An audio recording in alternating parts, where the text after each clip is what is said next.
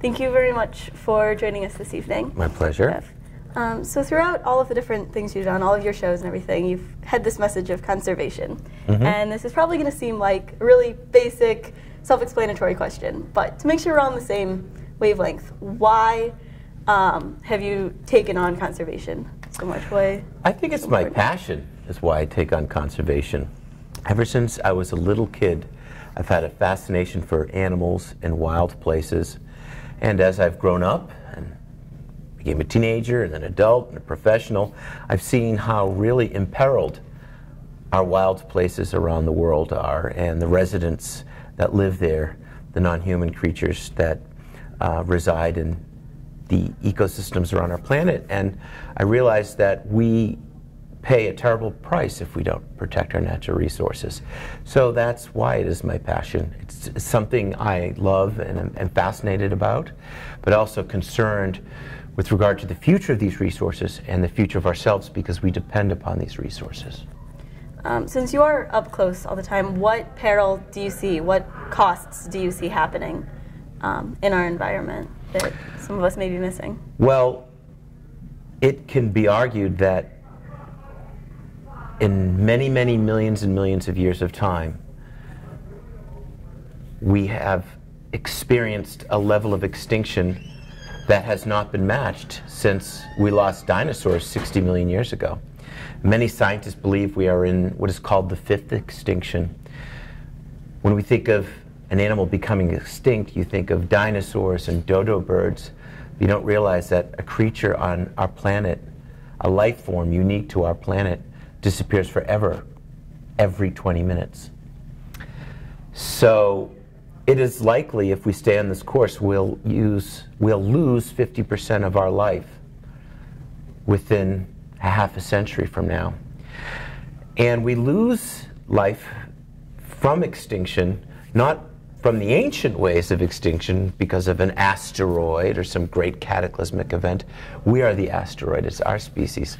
Through climate change and habitat loss and unregulated and unsustainable species exploitation and pollution and a very fast-growing human population, which fuels it all, is why we are now in what is argued as the fifth or sixth extinction, if you look at how many extinctions we've had.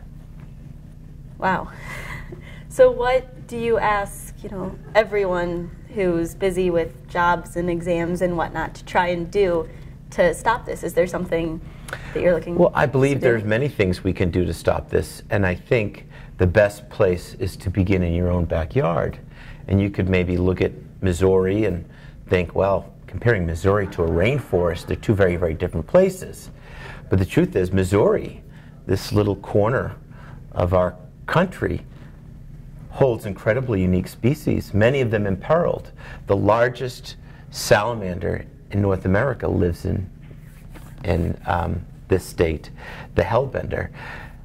Unique species of bats, which are now in trouble because of white nose syndrome, live in this state because of this incredible cave system, the limestone cave systems of Missouri.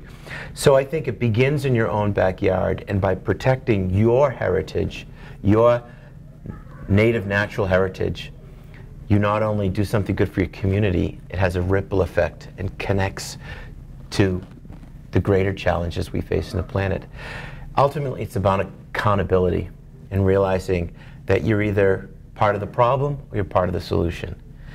And by making subtle changes in your life and how you purchase things, your power as a consumer, your power in the way you recycle your waste, the way you behave civically and politically, your advocacy positions that you take within your community, these steps can have profound changes in both a positive and negative way, depending on which direction you go. You mentioned our choices as consumers can have a profound impact. Can you expand on that a little bit more about what we should be looking for? Well, sure. I mean, you want to buy products that are as locally produced as possible to reduce the greenhouse gas journey to get you those products.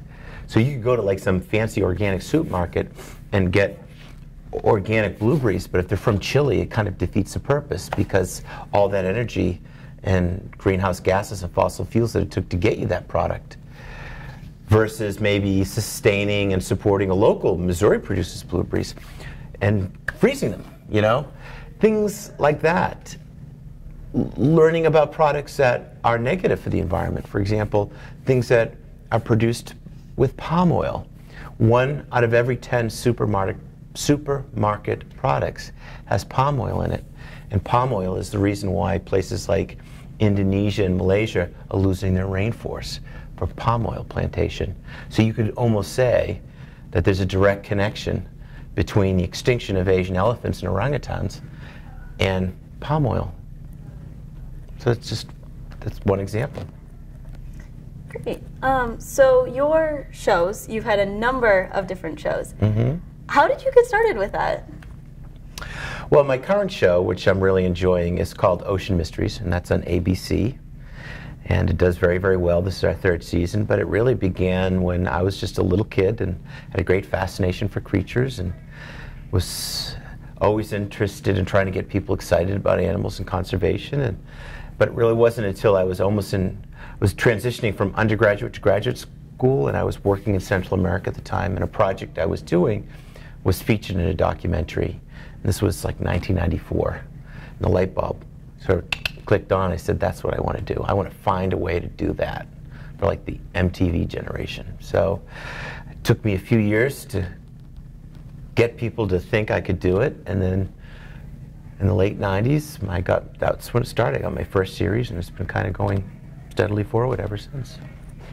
Has there been any particularly memorable moments from a show that just have made really great stories going on? There are many.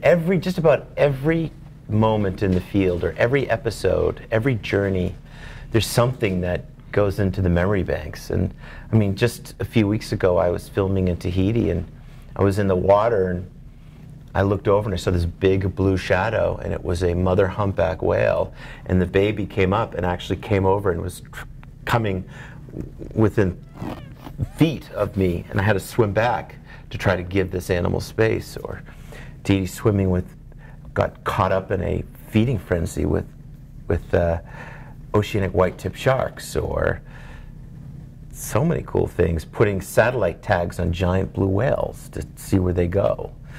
Every journey has an adventure, and those adventures become amazing memories. Wow, yeah. I'm in awe. I'd love to travel like that. So tell me more about your shows and what you're hoping that they can transfer to your audiences as they watch. Well, the series right now, Ocean Mysteries, my focus is to get people more aware of really how vulnerable our planet's oceans are. We look at them as sort of this unexhaustible resource, and we've learned that it's very fragile. And it's been amazing to me over the past 3 years to cover incredible stories. And it's been kind of sobering to see how many of the actors and the players in these stories are in trouble. And whether it's the unsustainable fisheries, fishing fish to extinction, or perhaps climate change and the acidification of our oceans. We're actually increasing the acids in our oceans from climate change, and it's causing the fundamental building blocks of ocean life to collapse, particularly mollusks and crustaceans. Or it is pollution and trash.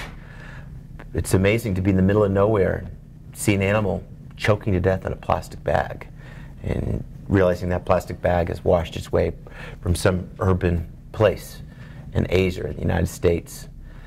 And that, for me, is my big focus now, is our oceans. And through the adventure and the journey and the fun of that moment, I would like to make people more accountable to how we take care of our planet's oceans and the marine species that live there. So your speech tonight, I hear that you've got a lot of animals coming. It's probably going to be pretty enjoyable, but I imagine there would also be, if there's one particular message you wanted people to take out of it, what would that be? Well, there are a number of messages I want people to absorb from this, hopefully very fun experience.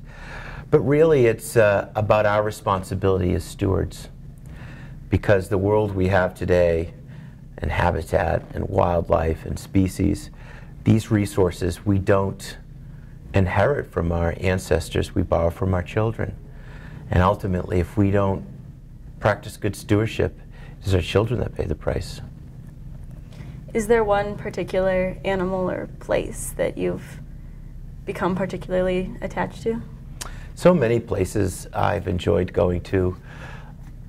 A recent last year memory was being up in Alaska, out on a big stretch of ice, and on a glacier in a helicopter, and putting satellite collars on grizzly bears and Kodiak bears. That, to me, when you have a Kodiak bear sleeping in your lap, it's quite a moment, and you hope it stays asleep.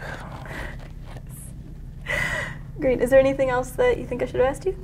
No, I'm looking forward to it, and I think it'll be a lot of fun. Glad to be here. Great. Thank you very much. Thank you.